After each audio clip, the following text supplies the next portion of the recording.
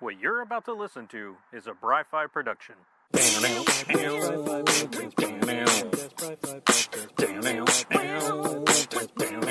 Comic book reviews. 50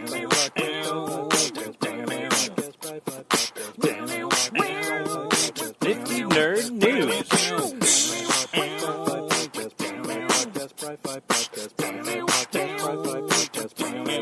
Heroes versus villains.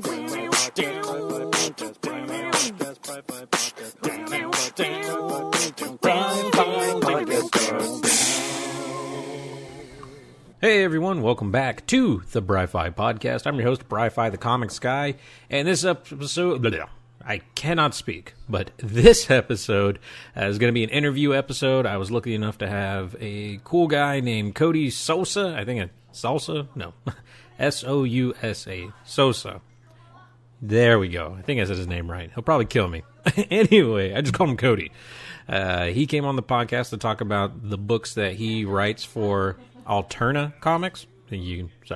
My wife's watching Yuri on Ice, so you know how that is, ladies. Anyway, he writes for two books for Alterna Comics. One of them is called Croak, which is really neat. You should definitely check it out. Go to the website and see if maybe your local comic shop is carrying it. The other one, which will be coming next year, is called Sonitus, which is a really interesting book. And we talk more about both of these in the interview that you'll hear in just a little bit. Just want to big shout out to Cody and thank you for coming on the podcast. It's really awesome. Makes me feel special.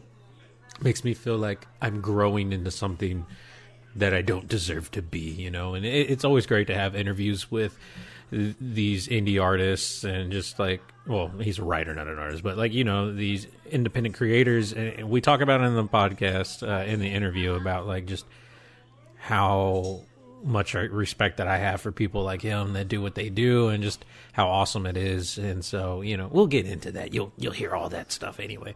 But before we get into all that, I want to just do a little bit of housekeeping, and then we'll have a few comics to review. I promise not to take long on those because I've already actually recorded those reviews. And so I'm kind of changing things up. Not a lot. Like, I mean, the way the format of the show will go will still be the same. But, RJ just threw a Christmas ornament at me. But what I have changed now is I'm going to start reviewing comics separately than the days that I record. And it's because I'm going to try to limit each review to under 2 minutes or exactly 2 minutes. I'm going to try my best to do that. Taking away the Christmas ornament from my son, so he'll probably start crying soon. But, so yeah, after all this stuff, you will hear those reviews. I have 3 of them, so it shouldn't take more than 6 minutes. Although I'm lying because I know one of them I talk for almost 3 minutes on. But it's The Vision, you know, and it's the last issue of the Director's Cut series. And so I spent a little more time on that than I normally would. So it was cool. I enjoy it. Let me know what you guys think of this. You know, I want to try to focus more on the news and the other things that are kind of interesting in the world other than the comics that I have to review. And also, if I can't tell you how good a comic is in 2 minutes or less, then how good am I as a reviewer, you know? And so I'll let you guys decide what you like, what you don't like. This is just something new that I'm trying, so we'll see how that goes moving forward. The other thing, just want to remind you guys about Extra Life. That's still going on. Now, I did my live stream November 4th where we were doing giveaways and stuff, but Extra Life isn't over. You can still go to extralife.org. You can even search my podcast, so Bry-Fy, and that should take you to the Bry-Fy podcast, or you can pick anyone else's donation page and donate. You know, if you want to help me, we're donating to the Texas Children's Hospital, and that's one of the hospitals in the Children's Miracle Network. You can go to my page, and that's how you can do it.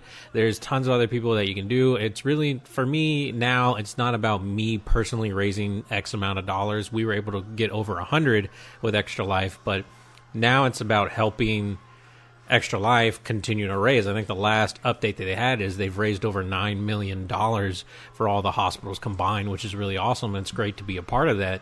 And so if you guys want to be a part of that too, you can still go. You can go to my page to help my page look even cooler. So, I mean, that's up to you guys. I I have it there. If you guys want to go, I have links on my websites and stuff. So if you want to check those out, you can head over to bryfypodcast.podbean.com. You can head over to facebook.com/slash Bry-Fy podcast, not the Bry-Fy podcast. Or like I've always told people, just go to Google and type in the Bry-Fy podcast and you're guaranteed to find my podcast. It's that popular or that unique, or just maybe I pay Google to put it. No, if only I had the money. But yeah, so go check all that stuff out. Also, don't forget this weekend, which is in like a few days. Today's the 15th, and the 17th through the 19th is Austin Wizard World. I'm going to be there. My wife will be there also, and our son. So we're going to be having a lot of fun checking out Artist Alley, some panels, stuff like that. Tickets for the weekend are $80, but if you wait till the day of the show, they are $90.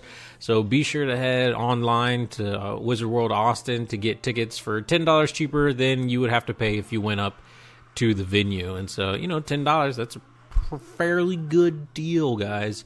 But that's really all that I got as far as housekeeping and stuff. Of course, I do have a Patreon page, so if you do like what you hear and you want to help the show financially, I have to pay for the bandwidth, the website that I use and stuff, and you guys can help me alleviate some of those costs, or make them easier for me, in case you needed me to explain. I know I do this out of Texas, so I understand there are some people who might... No, I'm just kidding. But you guys can head over to the patreon.com, search the Bry-Fy podcast, and you can donate as little as $1, as much as $1,000. Well, don't go crazy like that. I mean, this is your money, guys. So like $1. $1 helps, and you can subscribe for it to do every month. So $1 every month goes towards the podcast. That's at the end of the year, that's $12 that helps go towards my bandwidth and all that fee. And trust me, $12 helps out a lot with all that stuff. Anything extra that I get goes into cons, giveaways, and stuff like that. Just here recently, I just had a giveaway with the Extra Life stuff, and so some of that money is actually going to be used to help mail out a lot of the giveaway prizes that people won throughout that day. And so, that's where the extra money goes to. If I should have a little bit extra to go into Austin Wizard World, so I'm going to be shopping around, looking to see if there's any cool things that I can do a giveaway for my Patreon users. So anyone who's on Patreon, you're going to be entered into a special giveaway at the end of the year. And so you should get something really cool that way. And that, that's what I want to do. I want my Patreon to not only be helpful for me, but be a reward for you guys. And so head over to patreon.com/Bry-Fy podcast, and you can begin your donations today and maybe get some really cool stuff at the end of each year. Anyway, guys, up next, you're going to hear my reviews on a few comics. Miss Marvel, issue number 24, Squirrel Girl, issue number 26, and the Vision Director's Cut, issue number 6. And then we'll have the interview with Cody after that, and then I'll get out of your hair. So I guess let's move on to the comic books that I had to review for this week.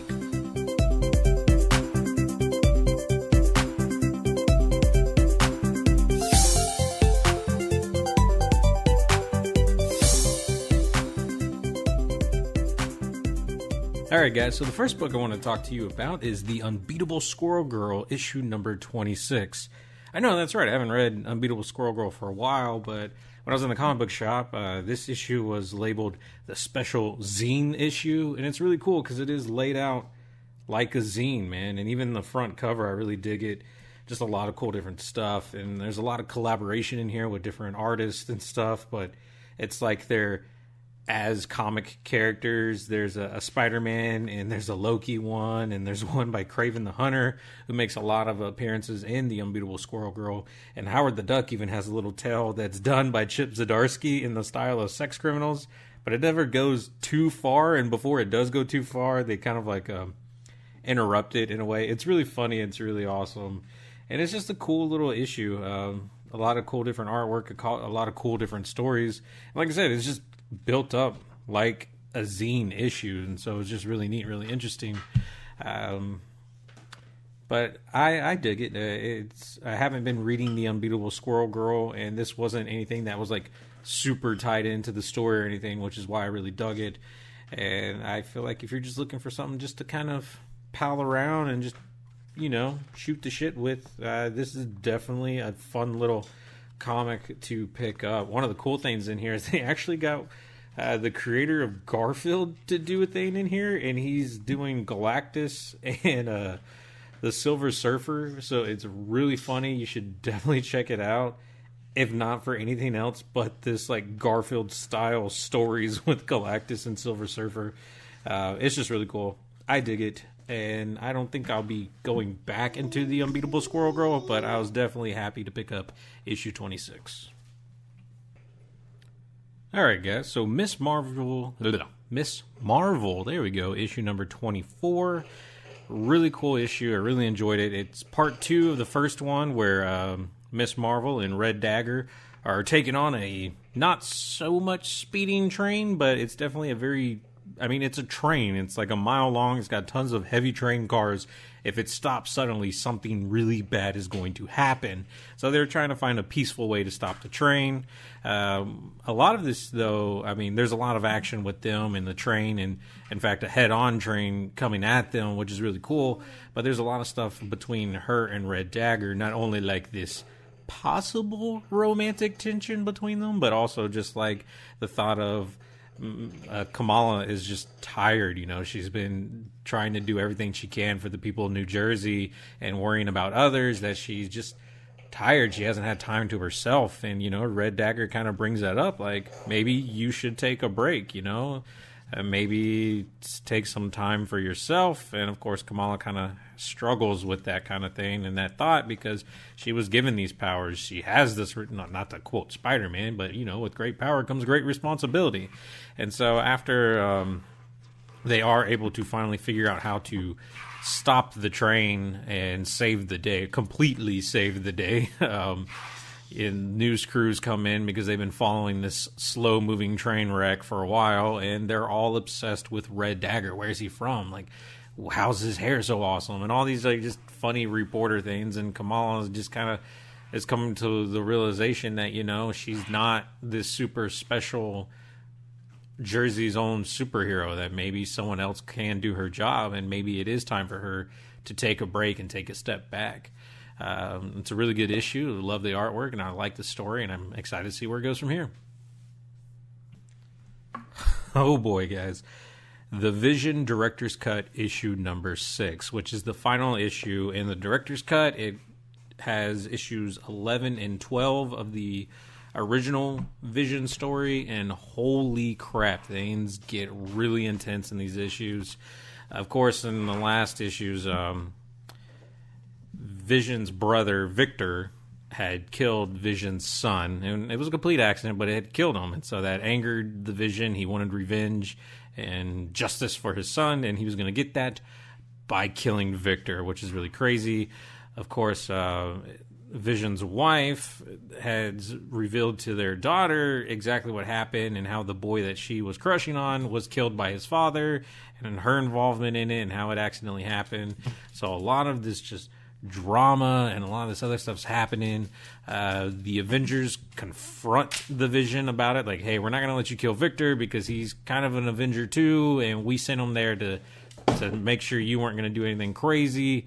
And he's like, you can't stop me. Like, that's what he says.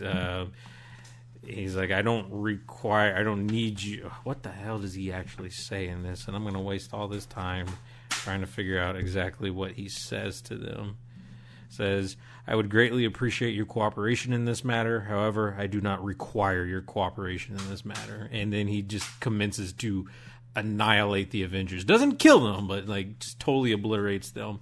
And then at the end of that first half of the issue, his wife shows up in the cell where Victor's at and kills Victor for the Vision, which is really crazy and just really intense. And then the last issue of the series is kind of her confessing to pretty much get Vision off the hook, and then she kills herself.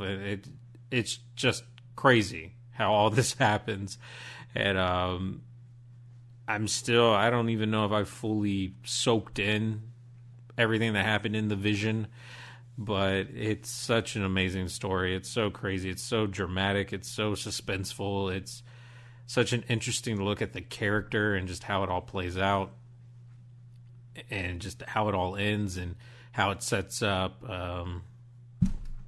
just the vision and his daughter moving forward it's great, and the artwork is fantastic, and I think Tom Keene does an amazing job writing the story. And definitely check this out. I know it's in trade paperback form, so you have no excuse. Go read it.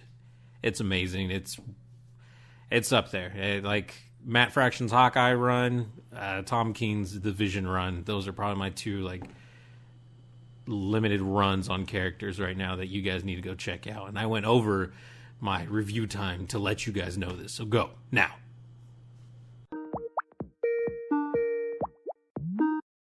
Oh, that's good. How you been, man?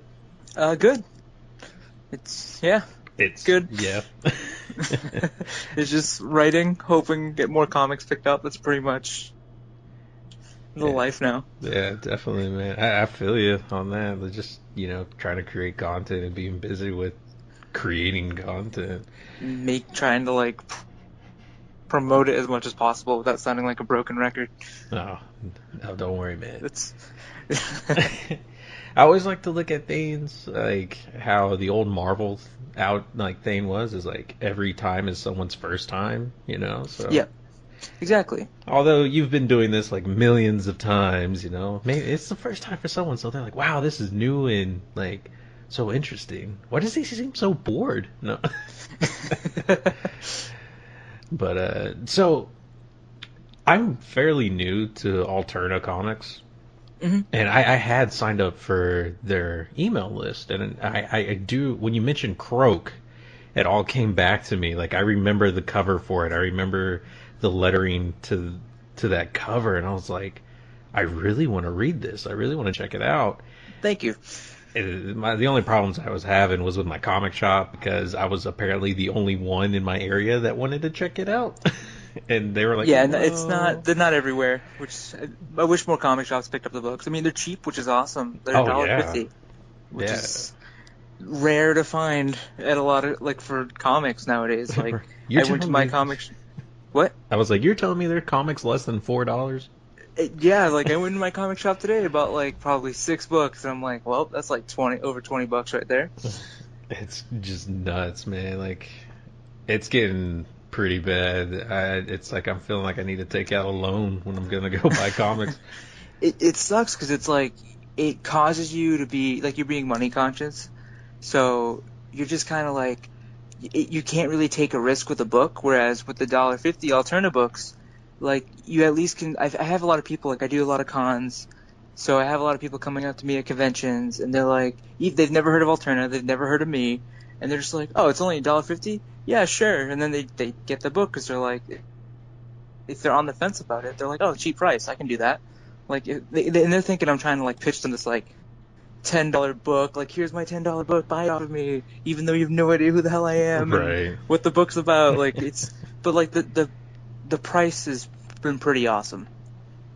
Oh yeah, no, and I can't tell you how many times it sucks, especially because I love reading new books. I love trying to promote new artists, but when I'm at a con and you're trying to convince me to spend $10 for a 20-page comic, exactly, with sometimes questionable art and story, like if you don't like with Croak, I went out of my way to just try to I'm gonna find the artist that I think is perfect for this, because I mean I've been to cons, like, and I don't mean any disrespecting, but I've seen people who it's like they're asking for so much money and you don't like any of it.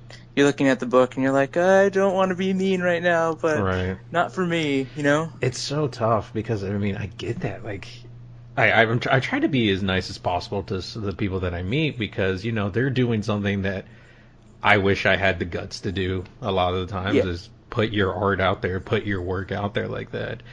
But at the same time, because I do this podcast, I have to try to be as true as possible. I can't just sugarcoat it and be like, hey, you should read this comic because these guys were really nice. I mean, I can say, hey, these guys were really nice.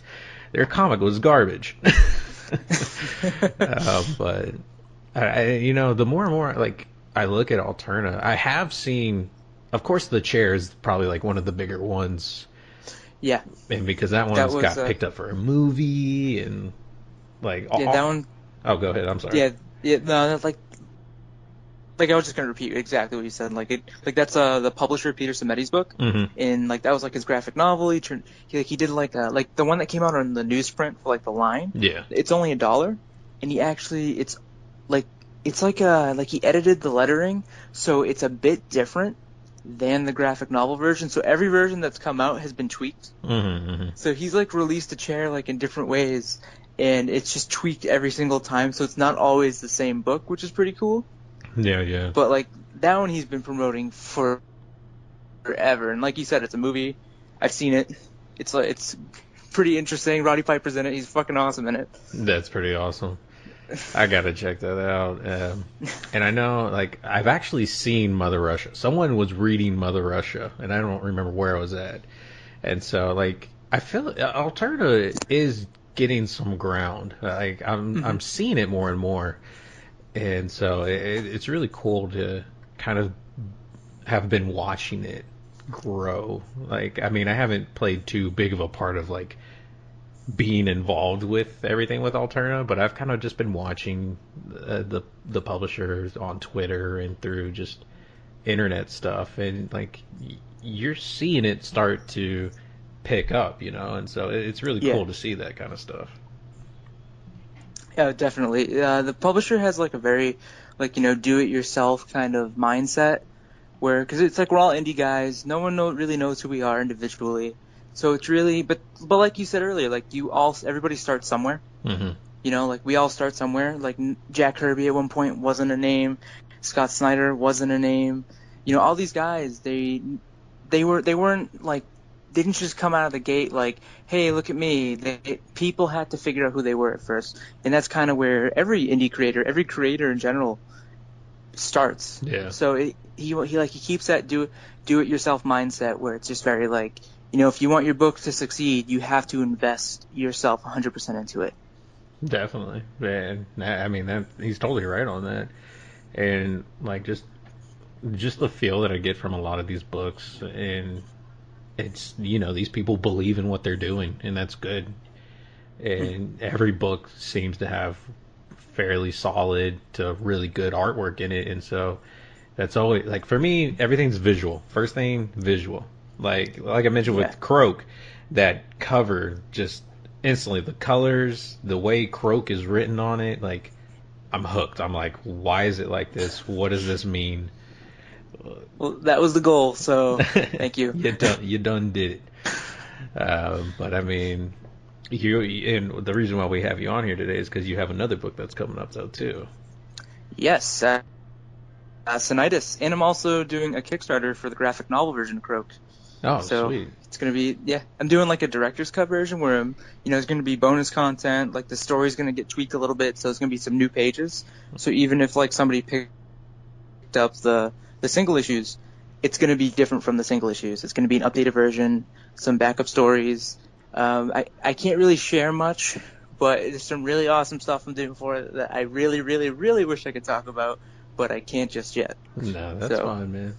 I was like, if you want to give me the exclusives, what I can do is I'll just edit it all out. No, I'm not gonna force you into something. But I would love to. It's just like I literally can't talk about it. And I'm just like, this is killing me in the inside. No, you're fine, This man. would be so fucking cool. Yeah, I mean, like I got Sonitus coming out in February as well, and I'm super hyped for that. It's like a psychological haunted house story. It's very contained, but it's literally like.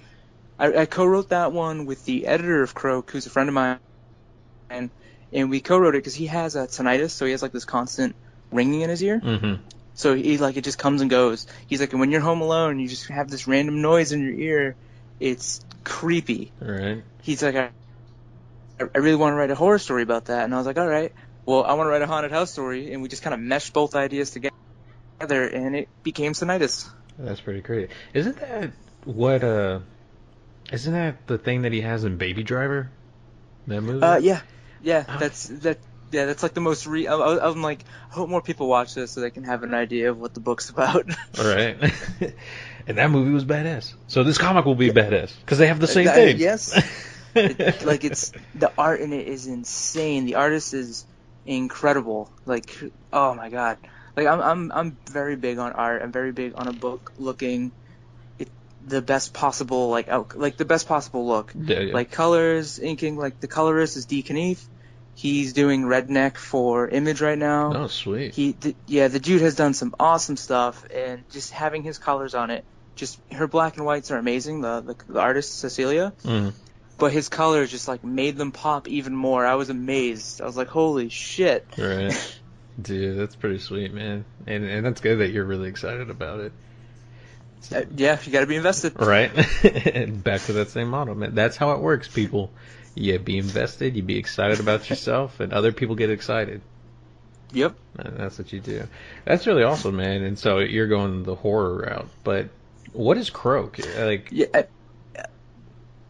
Croak is so basically I'm going to give you the origin of Croak. Okay. Because it started off as a short film. And on the weekend of filming, my cinematographer bailed on me, so we kind of had to I had to put it aside pretty much. I probably spent $500, putting it together, and then he kind of bailed, and it just kind of never happened. And then you find out he lied about something, and he just pretty much just wanted to smoke weed and play fantasy football that weekend. Yeah. He goes on Facebook and posts that, and I'm just thinking in my head, I spent $500 for no reason. What the literal? Oh, I was so upset.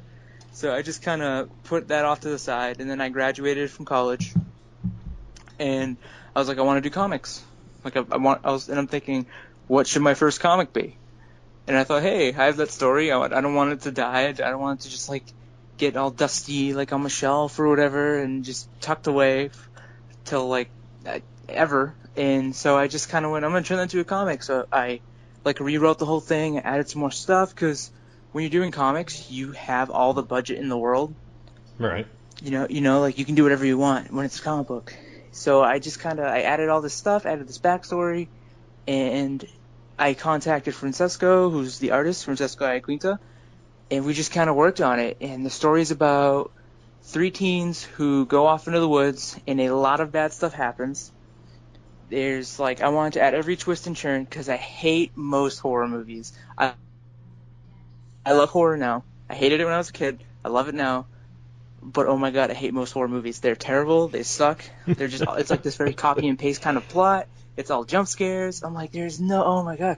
So I purposely went out of my way to just kind of the entire script was based on the idea of I want to put every trope in this and every generic thing possible, and just prove that you can do something new with an old take. You do something new with something old. I just wanted to prove you could do that. And the response has been awesome. It won a Ghastly Award in 2016, which is super cool. Sweet. It's last ever Ghastly Award, which I was like, oh, awesome. But hey, I won one. But I really just wanted to just kind of do something new. Yeah, no, totally, man. That's really awesome stuff. And to look at it as you closed out the Ghastlies. You were the headliner. Because I was up against dudes who Peter Tomasi, he had House of Penance on there, and I'm just I love that book. I love Peter Tomasi. He's doing Superman right now, and I'm just thinking, oh boy, I'm nominated next to that guy. And I'm I was ooh, this is so cool, and I'm freaking out like a little kid. But it's just I remember going up to him at cons and asking him for advice, in 2013 and stuff, and now here I am, my name's next to him. It was the last award thing, and it's not the biggest thing in the world, but to me it was just it was really cool. It just kind of gives you that, hey, good job, kid, Hey, man, you got more awards than I do, so you should feel pretty good. and you brought it up, and this is something I always hear from people, is especially when I ask them, hey, why'd you start writing comics and stuff like that? They're like, well, I had this movie idea. And it's just really funny, because the more and more I talk, especially to indie creators, it's always they either had some kind of background in film, or they had a film idea or storyboards. And do you think it's just easier obviously it's a lot easier to probably take your time on a comic than it is to throw together a movie, but is it just easier just to grab these storyboards and just put words on them and be like, hey, there's my movie? I don't know, honestly, because the movie, I wrote the script for the short film in a day, and it probably took me about 3 weeks in total to write the whole Croak series, 3 issues. because there's a lot more detail, because like you're listing everything. It's not just like blah blah blah running through the woods. Right. I was adding a lot more detail, like I was paneling everything. But I could definitely see someone just being like, here's the storyboards, let's just add this. I definitely see what you're saying, and I could see it work that way. It didn't work that way for me. Yeah. Like, my artist lives in Italy. Oh, God. Yeah, so, like, our entire communication was through email, which was really cool, because I would just wake up and because he finished the whole issue in 3 weeks. Like, the first issue he finished in 3 weeks, which blew me away. That's quick. Because I was like, how did you draw that in 3 weeks? Like, how did you, what? And I just wake up to pages, and it's so cool when you wake up to like these inked pages, and you're just like, oh my god. And then Chris O'Halloran, I think he's actually doing a Black Panther book for Marvel coming out soon, and his colors are so good, and he has this very bright style, but he made it more gritty for the book, and it was so cool to just wake up every day and be like, oh my god, this is happening. And I'm like, I would just, I'd freak out. I'd go to my girlfriend and be like, look at the pages. It's my thing. No, that's really awesome, man. It's like I said, that excitement about all that stuff is just so cool. And like the internet, oh my god, like could you imagine trying to do this stuff like in the 80s and like how these people did all this?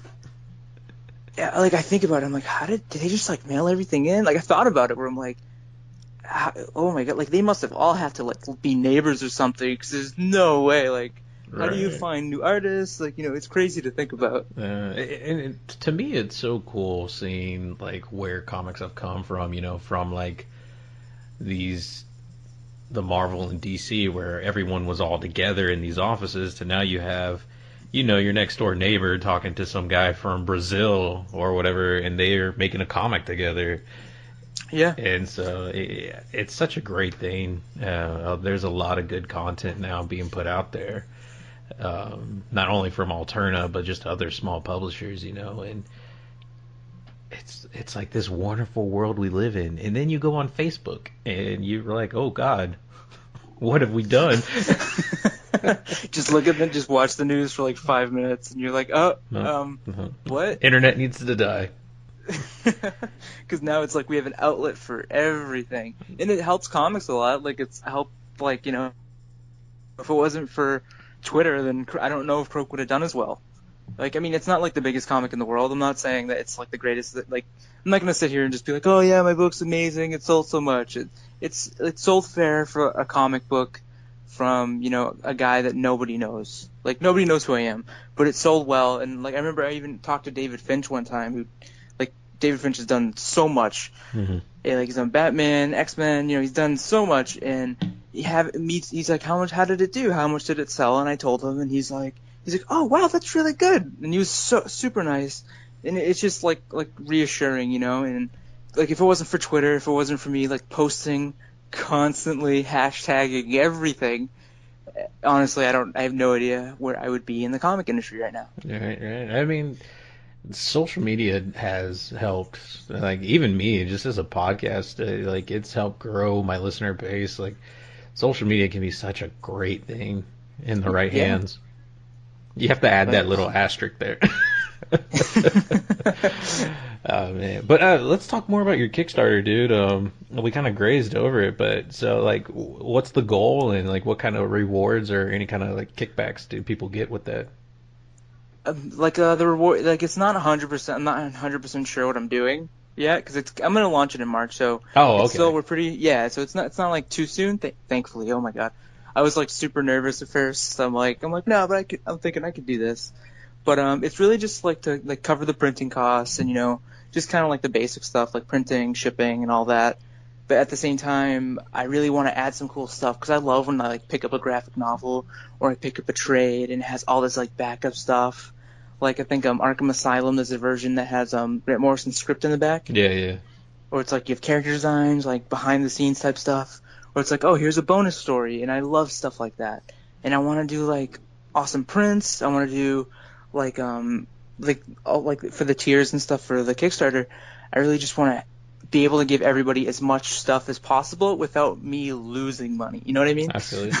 Yeah, you got to be able to make the book and like maybe give them a little help. Because I'm like, I want people to like walk away like feeling. I want them, because you're spending your money, you're giving me your money to help make this product. So I just want to give them as much as possible where they're happy and they're like, that was worth it, you know? Totally. No, I get you, and it's tough. Like, it's always tough asking people for money, and like I've gone through that same thing. You know, I started a Patreon for my podcast, and that's really, it's such a weird feeling to be like, hey, you should subscribe to pay me money every month. Yeah, so I can keep feel doing bad. this. Yeah, no, you do. Because you're asking for people's hard-earned money, so you can do either something that's a hobby to you or like something that you're trying to make into a career, but it's not like a complete career yet, you know? Yeah, exactly. But I mean, that's really cool, man. And like you said, you got till March, so there's a lot of time to fine-tune everything and keep it reasonable and keep, make your plan going forward. And I see you got a few events and cons coming up where you can help promote and like get it all going. Exactly. It's like promotion is key, especially if you're like, you're doing a Kickstarter. You want as many eyes on it as possible. I got a book coming out in March. I want as many eyes on it as possible.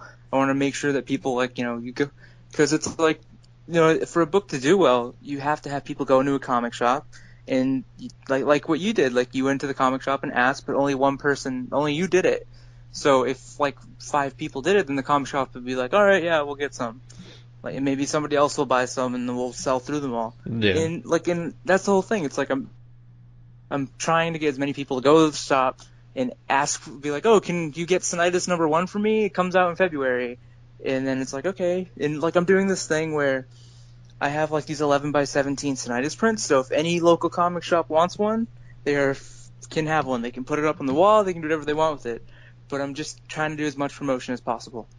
Definitely, man, definitely. And that you're welcome to come back anytime if you want to promote more on that stuff. If awesome, if you have like a review, like preview of it, I'll be happy to take a look at it, try to spread the word as much as I can to help you out. Like, yeah, I mean that's kind of what I've built my podcast around, is talking to smaller press, and because I like finding these diamonds in the rough. I like finding these guys who work hard, who, I mean, not saying that the big 2 people don't work hard, but, you and like people that do small books like you guys are in the trenches. You're not just doing comics all the time, you have to work your 9 to 5 and then do comics too sometimes. And I respect that. That's a big thing for me. Thank you. and on behalf of like everybody else, I'm sure they're just if they're listening, they're just going to be like, oh yeah, trust me. And like there's guys out there, like I'm 25, so I'm younger. I don't have like a family. I don't have like a wife and kids. You're a baby. And like there's a lot of like, I'm lucky enough that I'm able to have a book out. Like I see people who are older than me and they're like 10, 15 years older than me, and they'll come up to me at cons. They'll be like, oh, and they're asking me like what I did, and I'm just thinking, you just got to do it. It sucks. It's awesome. At the same time, you don't make any money. But hey, it's just if you're going for your dream, I fully support that. And it's just because there's guys out in Alterna who have families. They have these full-time jobs, but they're still putting out content. They're still working on they're still working on comics, and they're still working on trying to break in. You know what I mean? So it's just It's tough, man. It's like trying to go pro in any sport. It's a lot of hard work, and sometimes it's a lot of luck. The right person at the right time looks at it and says, hey, you know what? Image would love to sign this book. Exactly. And a lot of time it's about who you know. And like I'd love to write for DC. Like DC is what got me into comics. I'd love to write for Marvel. That would be awesome. It's like I would love to do that, but right now it's like you got to do the creator. You have to go the creator-owned route, and it's really fun because you get to create your own characters, you get to create your own world, and it's kind of a learning process too. Yeah. Like I don't really know how to explain it, but it's a learning process too, and it's just interesting because you have to treat like your social media as like kind of treat it as like a business. Yeah. And you treat like everything you do just when it comes to comics, it's pretty much you treat it like a business. I got you, man. I feel you. It's tough, telling your grandma, "Hey, stop it! You can't tell me Happy Thanksgiving on here. This is my business." No. Well, hey, why I still have you on here, man? Why don't you tell us some of the places you're going to be coming up, and that way people can get a chance to talk to you and check out Croak and I can't even say it right. Sonitus. Sonitus. There we go. Yep. Sonitus. I was like, I can say this without sounding really not smart. Trust me, I've had people like say it different ways, and I just kind of went to my co-writer Dan, and I'm just like, people are saying it like this. He's like, shit. That's pretty much as far as the conversation would get. Like, well, let's hope. Like, I'm thinking, I don't even care what people call it, as long as they read it. Right. But I'm gonna be. I don't have many cons lined up because it's wintertime. Yeah. So, I'm in the Northeast, so not as many cons around here. But I'm gonna be at local comic shops. Stairway to Heaven Comics in New Hampshire, Friendly Neighborhood Comics in Bellingham, Mass. Trying to think. Oh my God. I'm not really sure. I'm literally drawing blanks on what shops I'm going to be at right now. No. That is not good. No, let's see. Actually, I think I have it here on the website. Let's see. Oh, awesome. Let's see how. Oh, there's Stairway to Heaven in Newington, New Hampshire. And you're going to be there with Peter and Tyler. Peter and Tyler at that one. That's going to be for the If anthology that Alterna does. It's like open submissions from everybody. This year's theme was crime, so it's all like a bunch of like different takes on crime stories. I have one in there, and like there's so many awesome stuff. It's an anthology with just a bunch of different types of creators, and it's pretty cool. That is really cool. And hey, you're going to be in Barnes and Noble too. That's like really sweet. Oh yeah, I forgot about that. How did I forget about that? I'm gonna be because the If anthology, it's graphic novels, so Peter has the Chair graphic novel, and he has all the other graphic novels for the Alterna line. So we're gonna be hitting up some Barnes and Nobles. My first ever Barnes and Noble signing. Dude. So yeah, that's gonna be interesting. That's pretty sweet, man. That's kind of big time right there. It's funny because one of them is like literally 5 minutes away from me, and I was actually there today. I got a Frappuccino. I felt like treated myself. Right. And I'm just thinking, is it going to be weird? Because they all recognize me, and my girlfriend actually used to work there. So I'm just thinking, is it going to be weird when they're going to look at me and be like, why does he look so familiar? Wait, what's he doing? Wait, why is he sitting there? Stuff? Yeah. Is he a celebrity? Should we go get a picture? Dude, that's pretty awesome though, man. And that's what I see as far as what you have lined up for the rest of the year. But I mean, that's some awesome stuff for people up that way, not for me down here in Texas. I mean, there's been so many awesome shops in Texas that have been supportive, though. So, thank you, Texas. That's good. Now I just got to get my shop to be more. No, no, but I mean that's really cool, man. And I wish the best for you. Like I said, I'm probably gonna go check out Croak. I think you can order it just straight from the website. Yeah, you can order it because he runs it. He also has like an Etsy page where you can. Alterna has like an Etsy where you can just kind of get a bundle of a bunch of books for like I think it's like 4 for $5. Yep, there so it is, it's right like there. 4 comics for $5. The entire Croak series is out now, like the entirety of it, and then the graphic novel's out next year. And like he has it all up on there, and you can get it digitally through Comixology, and yeah. Yeah, definitely, man. Oh, and it's available on Newsstand. Oh, sweet. Yeah, it's really cool just because I walked into a Barnes & Noble. It's at like Books A Million too. And I just kind of like walked into a Barnes & Noble. I'm like, wait, is that my book? And I just kind of walked over like, oh, awesome. Like, cause it's because I love Barnes & Noble. That's where I get like all my novels and some graphic novels. So it's really cool to just kind of see like my book in that store. That's really sweet, man. Most of the time it's sold out, and I'm just like, yeah, me. I'm winning. That's really cool, man. And I definitely want to stay in touch with you. So when Sonitus comes out and the Kickstarter for all that gets started, we can definitely promote again and just, I want to do whatever I can to help you get more people and have this go real smoothly for you. Yeah, awesome. And thank you so much for having me on the show. Like, thank you. Oh, no, man. It's my pleasure, dude. Like I said, I admire what you do. I admire what anyone does in this industry, you know, because there's a lot of people that like to doodle and make stories but never do anything with it. They're scared to put themselves out there, and you know. Yeah, and there's a lot of them, and I meet a lot of them at cons, and I know a lot of guys who like are friends who I've worked with, and they want to do this stuff too, but they're at the same time they're like, it's a risk because there's no guaranteed like success in it. Like there's people who are like, oh, you must they go up to like comic pros, and they're just like, oh, you guys must make so much money, you're rich, and it's like, dude, you don't make that much in comics. You have to do it if you're gonna do comics, do it because you love comics. Like unless you're selling like thousands and thousands and thousands of copies, you're not really gonna be making that much. And like I haven't made my money back from how much I spent because I funded the whole book myself. Like I funded that out of pocket. Like all my money I've ever saved like went into Croak and is going into Sonitus and is going into all these other projects that I hope to get picked up. You know, so it's like it's a risk, but I like to think it'll be worth it. So, yeah. Only time will tell. Exactly. Time sucks. Oh, don't get me started. When you reach my age, young man, which is only like 4 years older than you, like you'll know. No, time is a very cruel mistress. No, man. But thank you so much, Cody, for coming on, talking, and just having some fun with me, man. And, you know, like I said, definitely want to check out Croak. I think other people should, too. Not just because it has a cool cover, but because you're a cool dude, too. Thank you. And then, thank you for having me again. Yeah, man. Yeah, man. Thank you.